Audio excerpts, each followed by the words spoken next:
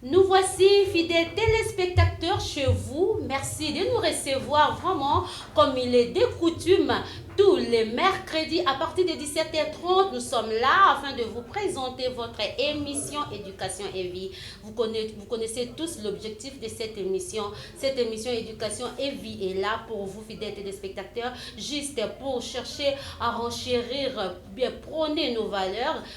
africaines et prôner l'éducation. Nous sommes là pour valoriser en tout cas nos cultures africaines et nous sommes là encore pour bannir tout ce qui est anti-valeur.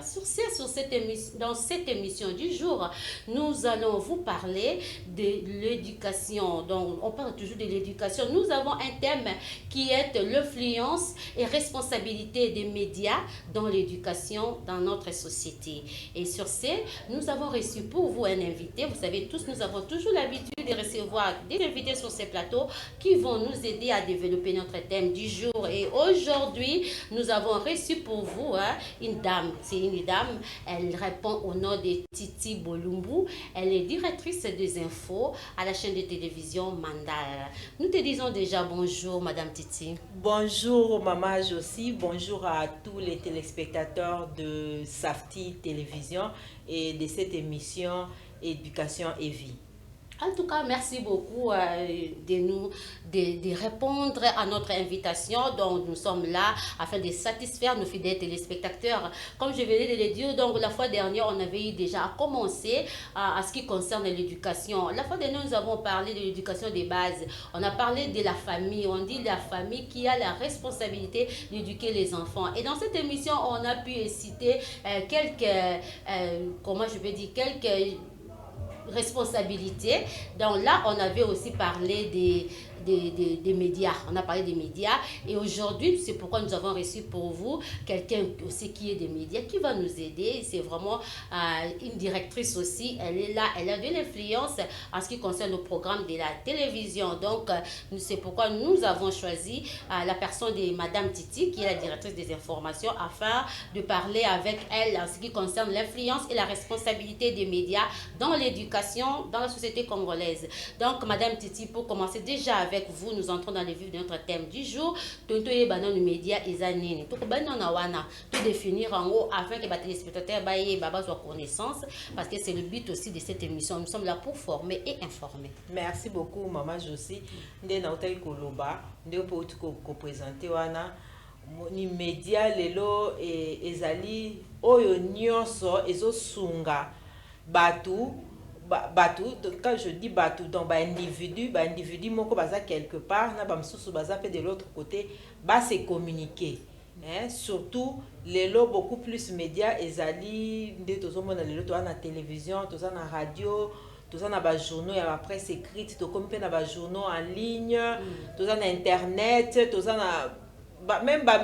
médias autobenga ba médias traditionnels ba médias kala moni ba mbunda ezalaki to ba beti mbunda ba yebi par exemple na mboka ya Mama Josie soki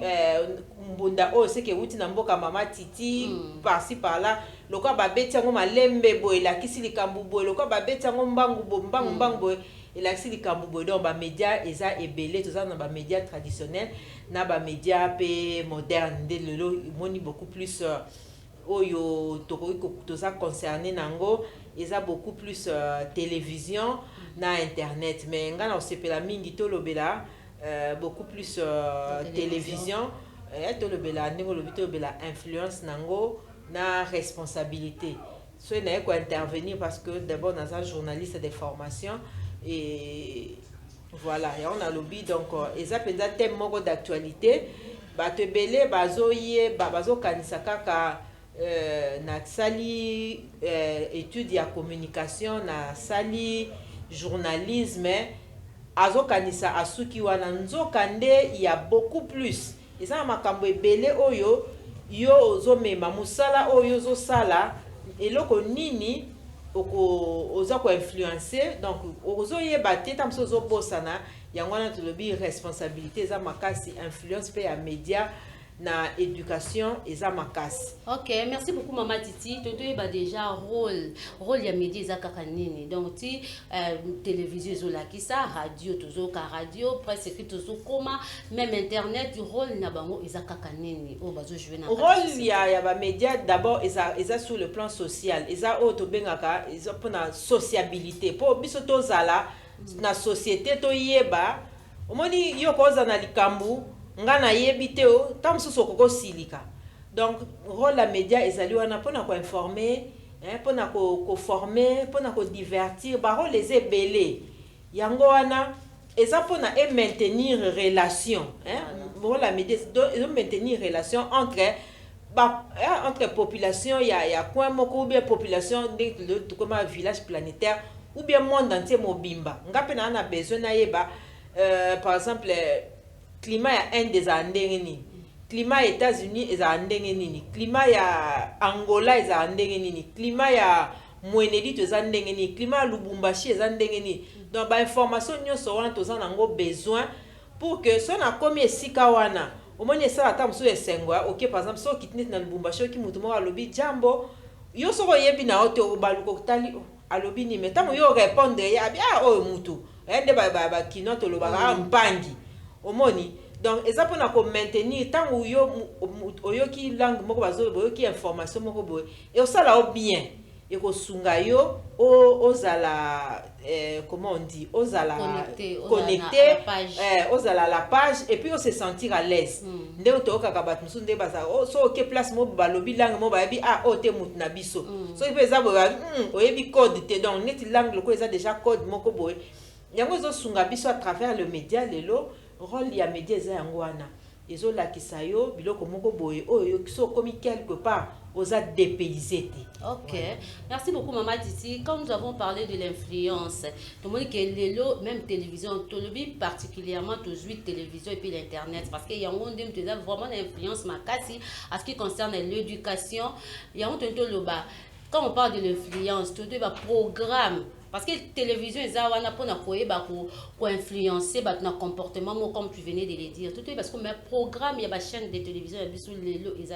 parce que quand on parle de la télévision, on voit les programmes. Donc, on a une critique, comme ça, comment est-ce qu'on va évoluer. Merci beaucoup, Maman Josie, pour un thème. Au moniteur, on lobby responsabilité. Lelo, directeur des programmes, directeur des informations. Il y a une chaîne, il y a télévision. Na Kinshasa, tu éviter ce que tu compter, tu as combien? Tu as pas moins de 100 chaînes de télévision. Donc, responsabilité est à ma casse. Les lobbies République démocratique du Congo, il faut les reconnaître. Tu as d'abord, pays moko, il y a une vingtaine d'années, tu as qui n'a pas guerre. En plus de ça, tu as pays, tu as pays en voie de développement. Objectif il y a 2030 comme pays semi-développé tout ça dans les années to atteindre la croissance moko boy. Donc toza na particularité na biso République démocratique du Congo toza na lobi toza na particularité na toza pays mo balobakao potentiellement riche mais toko vivre na yango ndenge ni. Voilà comment. Donc, particularité wana il faut le média ba lobela yango bo sunga batu ndenge nini tant ba lobaka to za ba minéraux est-ce que lobby ba minéraux ko zala kaka et ko sila to ko vivre ndenge nini. Voilà autant de questions autour ya République démocratique du Congo qu'il faut développer. Toza pays moko en voie de développement lelo ba programme na biso to ko se cacher te toza en responsabilité lelo ya komema mboka na biso na place moko boy na croissance moko boy to comme na croissance à 2 chiffres. Quand je dis 2 chiffres donc to comme na croissance moko à 10%, 20%, 15%, 35%. Poto comme ndenge wana eza responsabilité ya ba chaîne na télévision, il faut to banda ko pesa na population na biso programme moko o esengel parce que tango zo ba influence maman. Ndenge lelo tozomona habillement ya batu elobeli ya batu makambo ebele ndenge zoleka ezali influence baso zwango beaucoup plus na ba média baso zwango beaucoup plus na biso ndenge no mona Kinshasa awa courant kaka ezala te omona ndenge bato ebele bazaka mal à l'aise parce que la télévision ndenge ça veut dire que télévision na Kinshasa awa eza na influence makasi donc to yeba sikoyo lelo responsabilité eza makasi toza pays oyo une jeune démocratie to me mango ndenge nini donc contribution à médias eza ngwana yango tango lobby influence on a lobby lokola télévision mingi na bandako presque nyos atoke na fin fond ya Kinshasa na place autant mususu courant ezaka ya likala nde balobaka bazata na moi TV na bango baza na TV na bango batala la télévision na bango siko bato wana nyonso wana soki bo memela bango makanisi bozo memela bango information oyo ezo sunga bango ba participer na mboka na bango te oyo ezo sunga bango bazala ba citoyen modèle te oyo ezo sunga bango ba s'épanouir te alors influence ya média ezala influence média ko influencer population négativement na ina pesa exemple moko leo na mboka na biso bato nyonso toyebi ke bakuluna bakomi komema bango na kanya makasese mwana kati yo machette tala pasi ya mama oyo bamemi mwana lelo na kanya makasese mwana ana kozonga en bonne santé ou pas kozonga te voilà autant de questions to komi ndenge nini na phénomène kuluna na ville ya Kinshasa na République démocratique du Congo soko tuni batu mususu na mona na TV bazao lakisa ba moko boye ba ya moko boye basalaki boye yango na ngape na mekaki omoni amekaki po amona ki na télévision donc so na ba média na biso leo to sa apologie ya ba anti-valeur ndongo te koloba tout à l'heure tout le monde a peu anti-valeur. Ok, en tout cas, Maman Titi, le Colobien, c'est très important parce que moi je connais, il y a une chaîne, oh, Ezake,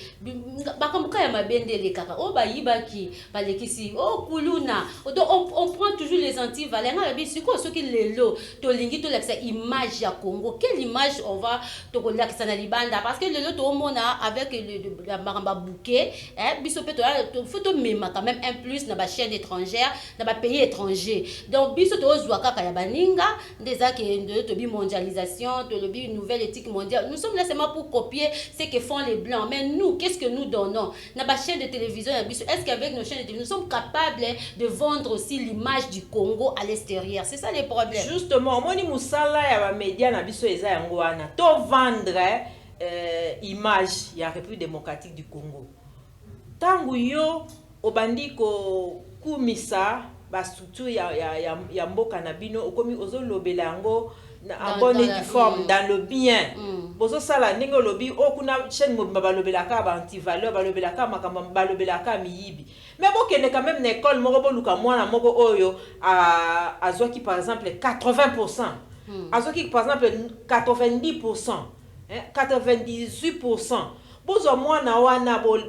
boyambie na chaîne à télévision et na safti bofana mwana na bozo solola naye comme ça bana mususu bakotala babi c'est un enfant comme moi soki ye azui bongo ngape na sa makasi nazwa voilà des choses qui vont stimuler mais soki bino bozui oyi blague yango eleka mingi na ba internet batuni ba codifier ka toto batuni toto qu'est-ce que tu veux devenir quand tu seras grand toto bio je serai idiot c'est quoi batuni idiot pourquoi bio te pour papa na biso afinga ka voisin na biso wana il est toujours idiot mais notre voisin là il a une belle voiture il a des choses que nous on n'a pas alors moi je voudrais avoir ça voilà on comprend c'est quoi mwana moko soka yoki muninga na mwana azana 10 ans mwana moko lokwa credo na mwana amoni maris moko azoleka na télévision ba alobi français kitoko alobi pe ata ba langue na biso kitoko eko sepelisa yo loba ngape na limina za ndenge wana okay siko soki biso na télévision tongo musique avec des insanités midi théâtre avec des insanités na 16h 17h 18h ba émission politique oyo batu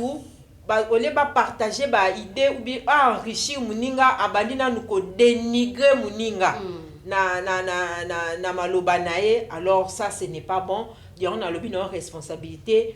il y a ba directeur des programmes ba directeur des informations et ça ma casse 10 ans plus tard tant ba sala évaluation to remona obi tant biso to bandaki là sur journalisme les qui bazaro tourna moi na so batuni yo ozo sa journalisme on a lingi na zala lokola une de nos aînés oui bandolo ba mingi to Chantal Kanimbo anga lingi na zala lokola et parce que elle était un modèle quand elle parlait français boso sepela naie aso sala musana e kitoko elle est restée un modèle parce à ça qui modèle la nini musana e bien hein to pesier ba félicitations encore une fois de plus mais ce qui lelo mutumoko azoleka azoyeba susu oleka na chaîne à télévision olati pa ole o noué cravate na o bien o noué cravate te ozoleka na tenue moko de ba délabré dozo o tant bana msuba otala ba msuba olinga ba copier parce que tant bana na ba copier yo o azara na njila copier o azara na monga fula copier o ya lemba tout ça ba copier yo donc so mona ke les lorsque tu as plus de chaînes de télévision, c'est vraiment une occasion pour Nabiso to sunga culture, culture congolaise et Kende Liboso. On doit vendre notre culture. On doit vendre notre culture. Tout le monde appelle la chaîne à la télévision boye, ba émission mon pensa auto le bela culture. Il y a maman titi au moni lelo même sur tolobi na ba chaîne de télévision biso to compter en gros tolobi to tiango na bouquet to vendre en gros libanda ça serait un peu difficile. Vie contenu et là on est auto diffuser la chaîne de télévision. Nous sommes pendant les vacances, les enfants sont à la maison. Quel genre de programme auto diffusé et pas yabana? On doit normalement catégoriser non bana bazan na vacances to diffuser juste que toute la journée que ils ont intéressé les enfants. En tout cas, je ne sais pas si ça les sondages déjà toi-même tu as visionné, tu as regardé le programme de nos chaînes de télévision et là qu'on nous remarqué. Constat nayo eza tout à fait objectif. Hein, constat wana ya on a lobby tozo yebate directeur directeur de programme directeur des infos tozo bunga mo mingi hein. Donc comme autorité ya régulation na biso na République démocratique du Congo azali eza vraiment occasion pour na yé aloba parce que tozo bosane loko moko ba lobby na bango batikeli bino libre champ bo fungola ba chaîne na ba télévision mais faut même ma contenu hein faut même ma contenu moko okomona jamais dans na pays comme la France basa la apologie ya ba anti-valeur na bango comme si na bamboka na bango ba poubelle ezala mais yango tende balakisaka mais biso sikoyo c'est ka image kitoko ya mboka na bango biso sikoyo olie to lobela ta msusu le bien fondé ko rappeler batu que non batie ba sachet poubelle wana po otiaka yo komi ko s'attaquer oh non bourgmestre ya telle commune a mona biloko te yo yebisa batu ndeko yo mto simba ki bouteille ya mai sachet ya opure tala esika ko tiango rappeler mona tango na mona ki mukwana mama José alobaki soki ata papier mouchoir osimba ki ko boka ngo partout te lukata sachet moko tia boy ne fût que ça donc biso lelo ba média ya on a lobby na soki lelo toza na problème ya contenu il faut to même contenu moko oyo ekosunga mboka na biso to lokola États-Unis te biso to lokola France te to lokola Belgique te to tikala ki moi sima par rapport na bango ce sont des vieilles démocraties biso to bandi en tant que pays hein to biso ba indépendance dans les années 60 bango ezaki dans les années 17e siècle 18e siècle tu vois un peu cette différence là donc biso pe photo yeba tozala na lelo ndenge to lobi village planétaire to mema nini tozala wana te po tozo ya baninga te to mema pe o ya biso malunga ya ko promouvoir ya ko lakisa na libanda qu'est-ce que nous fonctionnons maman lelo na internet oyo otala ka baninga nde ba oloba na on a monité maman moko to sala pe mo vidéo moko nga mama tel na sa vidéo na la sabino ndeni balamba kwanga kwanga na bandibo na salibo moi vidéo mo abongo pe ezape na ba vue belete voilà ata kutu soki oko lamba kwanga te motali lobi te kwanga o balamba ngo basala ngo so tuni na ataka nde tozalia bon na moni beaucoup plus ba mibali bazalia so tuni balamba elo musundeni mona mère ngalia nga okaka ngalia nga okaka ayebi na ete donc procédure tout na eta mso lo sonde balamba wana bataka mai ndeni mona ayebi na ete mais ba vidéo ndenge ko circuler balamba fumbwa ndeni ndenge mama intel wana ozo kaka kokufela na malewa voilà des choses comme ça beaucoup pour filmer maman mo buena na alambaka na ye na restaurant na ndeni mama l'accepte so recette afumbo banande yango mama titi et là on a kokoloba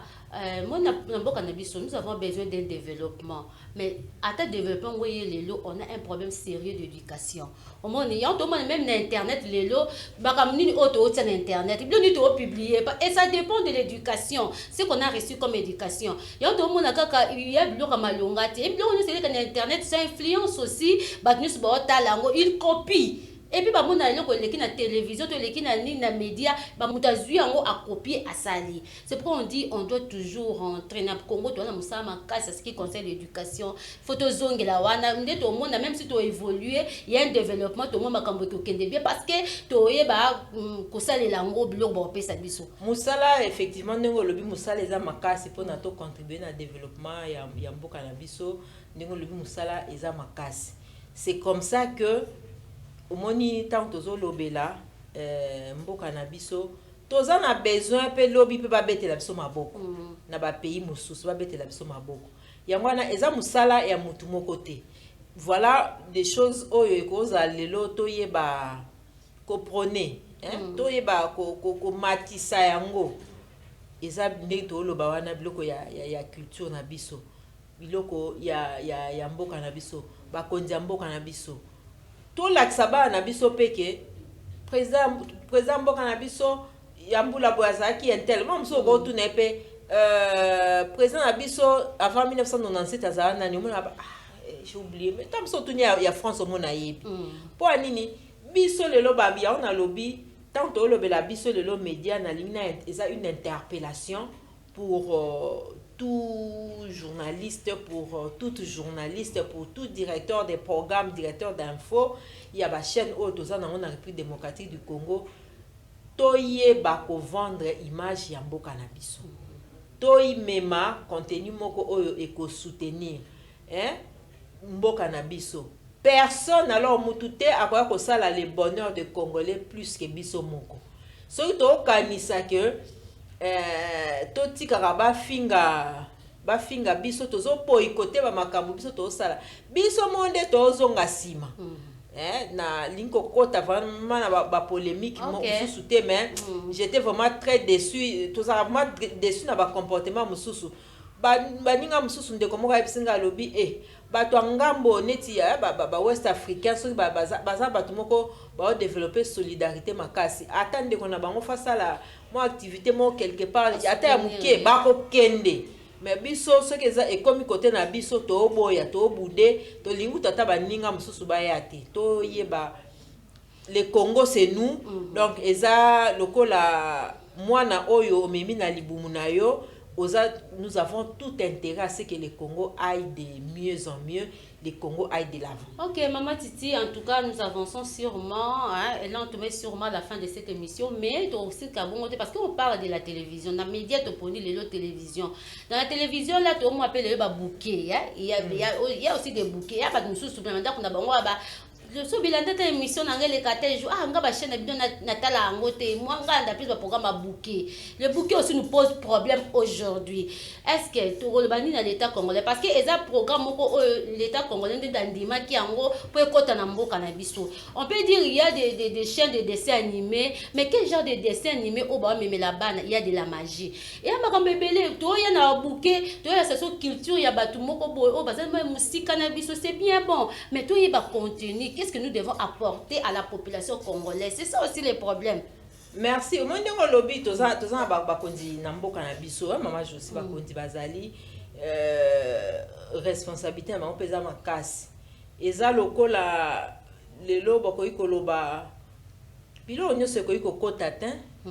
Boko yebisa bango lobby bon bo sale la biso bouquet. Bon bouquet eza ko elo moko bozo zwa bozo tia lobby que bi non. Oyo par exemple ezate programme oyo namoni chaîne oyo ekosala promotion ya culture africaine par exemple j'aimerais bien so obina so vandi par exemple otala lobi ndena lobaki c'est plus proche de nous obi so tuni bande comme ça ata 2 ou 3 avenues à Brazzaville on m'a pas ebina été mais ce qu'on soit quitté na Brazzaville baka akati na Brazzaville ne fût-ce que avenue moko ayebi na mtu na été abungit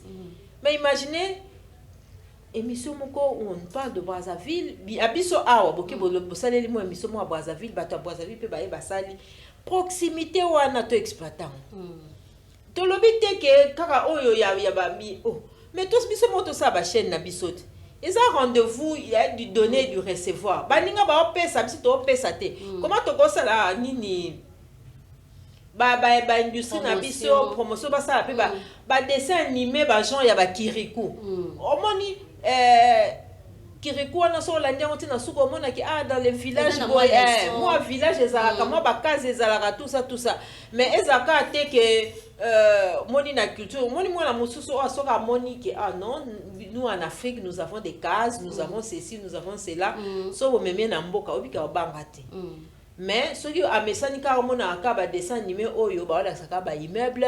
ba la saka ba nini boye akoye ba pemboka na été. OK, en tout cas maman Titi nous sommes à la fin dès qu'on a aussi le baquet en tout cas tous ça pour ça ko promouvoir paix tout ça pour ça promouvoir aux éducation hein pas les ce bloc avec toi on pour ça bouquet tout le monde a bloc les calibanda mais on doit sélectionner parce que là ça dépend plus de nous est-ce qu'on a pouvoir de sauter ma chaîne de télévision mais il a pouvoir il y a l'état congolais oui. C'est lui qui sélectionne il doit côté ça va bien on y a quoi importer il y a quoi côté na mboka na ya on a lobby ba ko ça la pe boye ba tie bouquet mo ba ebiso par exemple ils en a 100 chaînes mais so sombi par exemple le programme ya Safti au sombi ya Mandal au sombi par exemple ya RTNC ça te fait autant yo mo ko ta lobby non Safti Mandal RTNC antenne A ba taka ba nini ba loko o ba programme o yebi déjà contenu tali déjà non programme de mango par exemple le mercredi à 17h ezare loko boyo monique ça c'est bon je peux ou ne pas être là si mes enfants suivent ça problème est aux alatés mais tant yo yebi ozo obimi eza eloko yango eloko na baka pas eza yango wana mama eza eloko yo moko bimiseli mbongo mais ebomi yo baby c'est éducation à bana na yo yango wana on a tout intérêt à ce que la qui s'abat biso déjà que chaîne telle ezaka programme boy hein les lois a que à tout moment guerre so batali obi non chaîne wana ba ça la promotion à guerre mingi non na bouquet nanga na tiango croix botindela nga ngote na sombe loko quand même na ata yo moko na boite liwa ezali kasi mutu moko obi loko to benga suicide na mboka mse sale mate po to yebi valeur ya bomoy mais to mi bomate à travers les médias voilà à travers la consommation na biso to mi bomate donc tout ça la sélection mo ya malamu ba autorité na so ba sunga biso ezate ke ba chaîne ebele en vrac ndengwana oyeba te otala nini oyeba te oko kansolobi ke non oko pe sa ordre na bana non à 17h que je sois là ou pas il faut regarder tel programme mais bana bazo zapper ba kuta na bango boye comme maman n'est pas là est-ce qu'on peut regarder bataille bon comme maman a interdit on regarde seulement 1 minute et puis bon akati mais etikali na mutu donc OK en tout cas maman Titi nous sommes pratiquement à la fin de cette émission on a été conseil nous quoi apporter d'abord na l'état congolais même nous-mêmes parents parce que tout le monde est parent on a besoin d'éducation même chef de l'état même ministre quelque part il est parent même biso ba directeur à programme nous sommes parents quelque part na été sur ça conseil ni na pas parents afin to na ko chiter na émission ya lelo merci beaucoup maman et loko oyo qui mo la contrôle vise à par rapport à éducation exatée donc tout doit être contrôlé et contrôlé avec beaucoup de rigueur exaté contrôle moka ya likolo il faut qu'on lande là donc au moni ndenge lelo sur le plan il y a finance batie inspection générale des finances ils ont fonctionné au moni lelo batumso babi et comme il passe oyo ka mutu so sengi libusaki so sengi mukonzi mo mbongo bo alobi no leka na 12h aujourd'hui mais so comme IGF azali donc voilà et ça peine ndenge wana que non structure wana pende ezali bo ma média ezali effectivement nani c'est ça qu'ezali botali penza boye botali programme ya chaîne à télévision moko il suffit d'un seul mot qui ka que non batona balexa ki émission wana balobela ki moko yo yebi par exemple ndeto lobaka moko codé mais elaki c'est loko moko boye automatiquement bo sanctionner bango donc mboka oyo au moins tango sanction comme sur le plan il y a finance publique sanction il faut landa partout de sorte que makambo nyonso ezonga to senga na ba autorité na biso ba sunga ba nini ba structure moko ya nini ya ko sunga biso pona ko sala contrôle avec beaucoup de rigueur pour que makambo ele kana bien biso so na posa ki Congo za kitoko biso nyo so na posa de on a le baki lobi ba le so pays développé to za la pays kitoko boka moko propre biso so na posa na mutu mo na posa de to za bo mutu mo na posa te ke courant place azali courant zanga maye zanga ali a bien te biso so na posa so ba tunyo boye on définit vie tout c'est tourne autour du bien, notre bien-être. Je sais que tu as beaucoup à dire, donc vous êtes journaliste, mais en tout cas souffrez, on doit vous couper. Non, on ne souffre pas pour ça. On souffre pas pour ça. Tu évites TV Zarangonga. Donc comprenez que les plateaux et plateau Ezali, ceux qui même dans les émissions, dans les animations, on peut toujours intervenir pour le bien-être du Congo. Ok, en tout cas merci beaucoup Maman Titi d'avoir répondu à notre invitation. Et on a des soucis dans biso. Nous sommes là pour promouvoir l'éducation, en tout cas les valeurs. On c'est anti-valeurs, en tout cas on a besoin d'un développement dans notre pays, le Congo, un développement rapide. Toujours, il y a dans d'autres cieux, on sélectionne. Pourquoi pas nous aussi au Congo, on doit sélectionner. Et on le sur l'éducation, nos programmes de chaînes de télévision. Donc nous sommes presque à la fin. Vraiment, nous disons déjà merci à la direction. À la direction technique, là, nous voyons nos caméramens, nous avons Nela Sunda, nous avons les King, nous avons notre réalisateur de l'émission, Jessie Kanza, et là, nous voyons la régie finale, Diego, et puis nous avons Daniel Maloulou. Merci à notre cordon, Trésor Kando, merci à notre directeur de programme, José Locando, merci à lui-même, le number one, en tout cas, M. Betty Pitio. Merci beaucoup, en tout cas, fidèles téléspectateurs, d'avoir suivi cette émission avec beaucoup d'attention. Au revoir. Et on se revoit la fois prochaine, toujours mercredi à partir de 17h30. Nous sommes là. Au revoir. Merci.